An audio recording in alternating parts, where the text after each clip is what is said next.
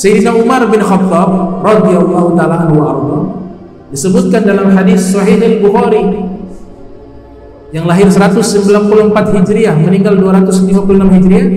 Sayyidina Umar bin Khattab ketika melihat Hajar Aswad, ingin mencium Hajar Aswad, Sayyidina Umar berkata kepada Hajar Aswad, "Ya Hajar Aswad, qad alimtu annaka hajar." Wahai Hajar Aswad, saya tahu kamu ini hanya batu. Batu. Laula ra'aitu Rasulullah sallallahu alaihi wasallam qabbalak ma qabbaltuka abada. Seandainya saya tidak pernah melihat Nabi menciummu, maka saya tidak akan menciummu. Saya lakukan ini karena saya ikut Nabi Muhammad sallallahu alaihi wasallam. Nabi menciummu, maka saya ikut cium.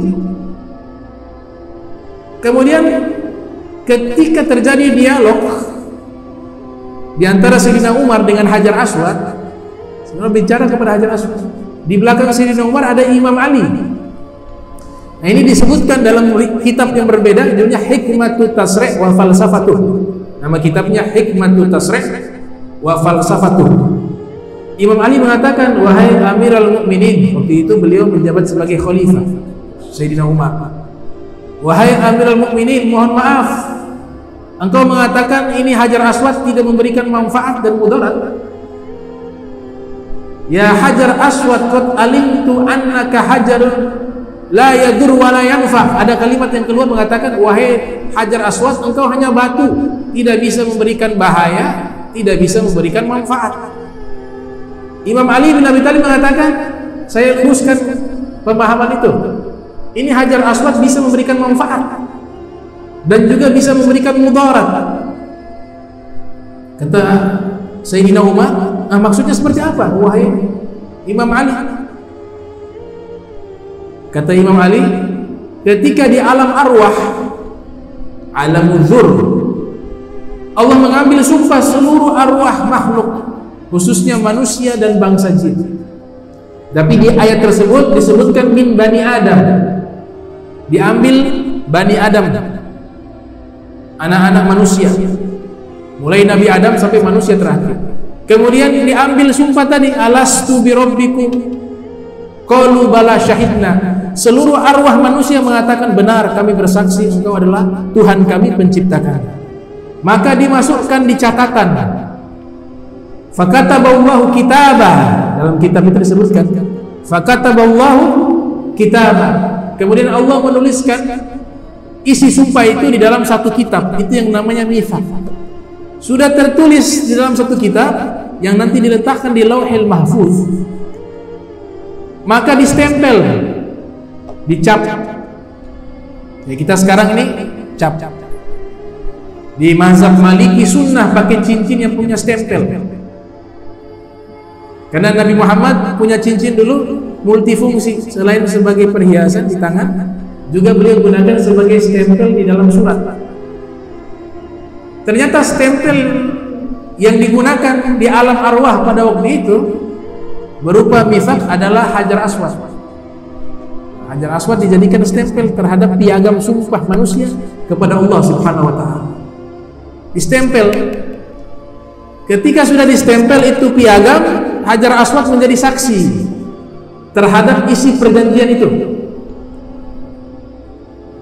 Nah, ketika lahir ke dunia yang mengikuti agama Islam, maka secara otomatis mereka telah memenuhi sumpah mereka di alam arwah. Tapi yang tidak mengikuti agamanya Nabi Muhammad SAW, secara otomatis mereka telah mengingkari sumpah mereka yang telah mereka buat di alam arwah. Makanya kita disunahkan doa ketika melihat Hajar Aswad atau ingin menciumnya atau ingin memberikan salam kepada Hajar Aswad. Itu ada doa, Allahumma imanan bik wa tasdiqa bi kitabik wa wafaan bi ahdik.